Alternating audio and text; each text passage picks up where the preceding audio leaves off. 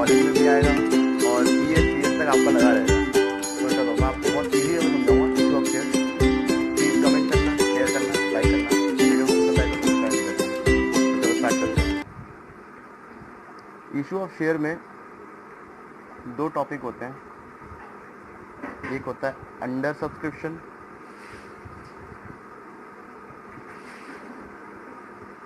एक होता है ओवर सब्सक्रिप्शन। अंडर सब्सक्रिप्शन का मतलब जब कंपनी शेयर इशू करती है, सपोज कर लेते हैं शेयर इशू कंपनी ने करे 1 लाख शेयर इशू करे, 1 लाख शेयर इशू करे एट द रेट ₹10 में, लेकिन कंपनी को शेयर एप्लीकेशन रिसीव हो गई 90,000 की। तो ये केस हमारे पेपरों में नहीं आता, क्योंकि बहुत इजी केस है, इसमें सारी एंट्री जो होती है वो इससे बन जाती है। हमारे पेपर में जो केस आता है वो ये वाला आता है, क्योंकि इसमें एक टॉपिक होता है प्रो राटा अलॉटमेंट, और ये होता है बहुत डेंजरस टॉपिक। यहाँ पे बच्चों को प्रॉब्लम आती है, तो हम इस केस को डिस्कस नहीं करेंगे, क्योंकि इसको करने से ये अपने आप समझ आ जाएगा। तो चलो स्टार्ट करते हैं हम कुछ जर्नल एंट्री से। इसकी जर्नल एंट्रीज क्या होती हैं?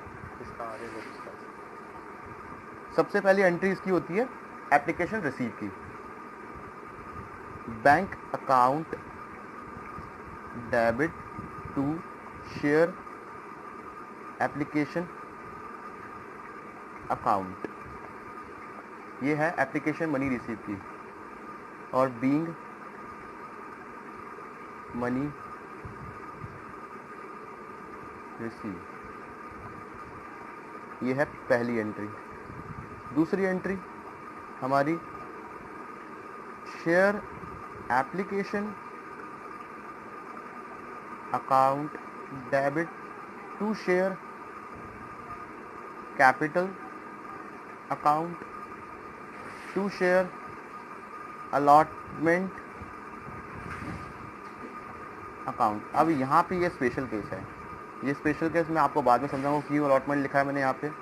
और कभी कभार कंपनी क्या होती है, अपनी गुडविल के लिए कुछ प्रीमियम रिसीव करती है, तो वो शेयर 10 रुपये के बजाय 11-12 रुपये में इशू करती है। तो इस केस में हम सिक्योरिटी प्रीमियम रिजर्व वही लेते हैं उनसे। और कभी कभार कंपनी के पास एक्सेस फंड आता है, तो उसको रिफंड कर देती है वापस जनरल पब्लिक को, तो उसके लिए वहाँ पे वो बैंक लिखती है। ये है रिफंड, यहाँ पे हम रिफंड का पैसा लेते हैं। तो ये तो था एप्लीकेशन मनी रिसीव की एंट्री, यहाँ पे एप्लीकेशन मनी रिसीव होती है। अब कंपनी जब शेयर इशू करती है तो वो उल्टी एंट्री पास करती है। पहले कंपनी ये वाली एंट्री पास करती है, फिर ये वाली, पर लेकिन नाम अलग होते हैं। अब नाम इनके क्या है? Share allotment account debit to share capital. कभी कभार कंपनी क्या करती है, इस केस में भी सिक्योरिटी प्रीमियम, ज़्यादातर कंपनी यहीं पे शेयर सिक्योरिटी प्रीमियम लेती है। यहाँ पर बहुत स्पेशल केस होंगे जो यहाँ पे लेती है, ज़्यादातर कंपनी इसी में लेती है। तो हम तब इस एंट्री को लिखते हैं सिक्योरिटी प्रीमियम रिजर्व। और फोर्थ एंट्री हमारी है बैंक अकाउंट रिसीव की एंट्री है, ये bank account debit to share allotment account. ये स्पेस मैंने कुछ कारण से छोड़ा है, उसको मैं लिख देता हूँ। फॉल्स इन एरिया, ये केस आएगा जब कोई पब्लिक में जब पैसा इन्वेस्ट करते हैं, पब्लिक जब पैसा कंपनी में इन्वेस्ट करती है और शेयर जब खरीदती है पब्लिक, तो वो क्या करती है, कभी कभार पैसा नहीं चुका पाती, नहीं दे पाती, तो उनसे बार बार मंगवाया जाता है पैसा, लेकिन उनका पैसा आता नहीं है, तो वो इस वाले में जाता है। जो पैसा उनके पास कंपनी के पास नहीं आता, वो कॉल से नहीं अकाउंट में आता है। तो ये प्रोराटा वाला अलॉटमेंट केस में होगा। ठीक है। पांचवी एंट्री हमारी share first call account debit to share capital account.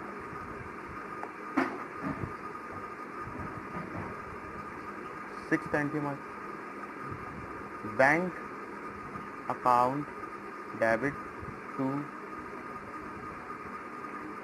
Share capital account. और ये जो एंट्री है कॉल्जिनरी वाली, कभी कभार यहाँ पे भी पास होते हैं। अगर यहाँ पे भी कंपनी को पैसा नहीं मिलता तो यहाँ पे भी पास हो जाती है। 7 share final call account debit to share capital account. और 8th एंट्री हमारी bank account debit to share final call account. Writing समझ में आ रही है।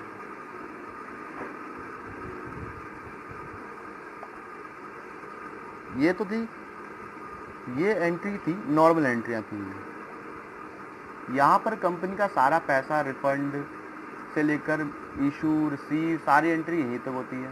लेकिन जब कंपनी को पैसा नहीं मिलता तो वो फॉरफिट भी करते।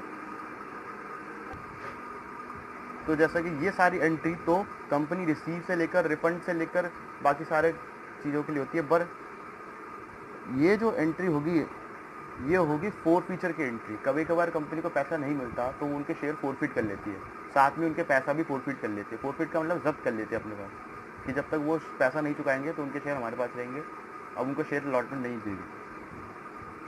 तो उसकी एंट्री है share capital account debit. Security premium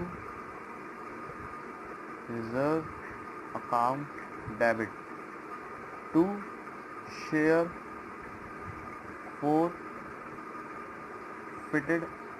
account to share allotment. यहाँ पे सिक्योरिटी प्रीमियम जब आएगा जब अगर उस केस में इन्होंने अलॉटमेंट पे पैसा ना दिया हो और अलॉटमेंट में सिक्योरिटी प्रीमियम भी हो, तब यहाँ पे सिक्योरिटी प्रीमियम आएगा। लेकिन अगर किसी केस में जैसे फाइनल कॉल में अगर उन लोगों ने सिक्योरिटी प्रीमियम नहीं मंगाया तो यहाँ पे सिक्योरिटी प्रीमियम नहीं आएगा। ये सिक्योरिटी प्रीमियम रियर केस में आता है। रियर का मतलब मोस्टली होता है क्योंकि अलॉटमेंट पे ज़्यादा कॉल्जिनरी होती हैं, तो यहाँ पे सिक्योरिटी प्रीमियम ज़्यादातर कंपनी रिसीव करती है।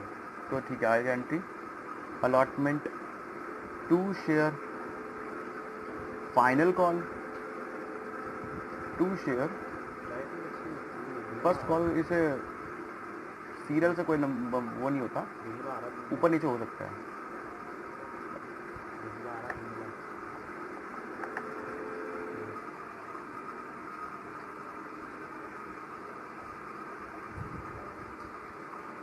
अब री इशू की एंट्री, ये थी फॉरफीचर की। आपको लग रहा होगा कि भाई ये बार बार नरेशन क्यों नहीं लिख रहा। नरेशन मैंने पहले में लिख दी, बाकी सब में बीइंग लिख के आप ऐसे लिख सकते हैं। बस बीइंग लिख देना है आपको, बाकी जो आपके समझ में आ रहा है वो लिख देना। क्योंकि यहाँ पे पता लग रहा है क्योंकि एप्लीकेशन का मनी यहाँ पे कैपिटल पे जा रहा है, यहाँ रिसीव हुआ फिर उन्होंने कैपिटल अकाउंट में ट्रांसफर कर दिया। तो आप ये बीइंग लिख के आप खुद लिख सकते हैं। इसलिए मैं जहाँ बीइंग लिखने की जरूरत है मैं वहाँ लिख रहा हूँ। लेकिन लिखना हर किसी में पेपर में नरेशन हर में डालना है। तो मैं यहाँ डाल देता हूँ शेयर फॉरफिचर। और ये आई री इशू की entry bank account debit share forfeited account debit to share capital. यहाँ पे आते कॉल्ड अप। जैसे कभी कभार कंपनी क्या करती है, number of share not receive, कितने शेयर उनको नहीं मिले, इनटू में called up amount. Called up amount का मतलब कभी कभार कंपनी 8 रुपये पे कर देती है, कभी कभार 6 रुपये में हो जाता। तो ये वाला अमाउंट यहाँ पे दिखाते हैं। और लास्ट वाली एंट्री कभी कभार कंपनी क्या करती है कि जो री इशू ज़्यादा पे कर देगी, तो वहाँ पे कैपिटल रिजर्व में नहीं, वहाँ पे सिक्योरिटी प्रीमियम में ट्रांसफ़र करना है, पर मोस्टली केसेस में कैपिटल रिजर्व में ट्रांसफ़र होता है। तो उसकी एंट्री बैंक अकाउंट नहीं, share forfeited account debit to capital reserve, capital reserve account. तो share forfeited account debit to capital reserve, तो ये सारी एंट्री हमारी है। यहाँ से लेकर आपको इतनी एंट्री लर्न करनी है। लर्न क्या, आप क्वेश्चन करेंगे तो आपको खुद ही समझ में आ गई सारी एंट्री। तो मैं आपको क्वेश्चन करके दिखाता हूँ 12th क्लास के टी एस ग्रावल की बुक में से।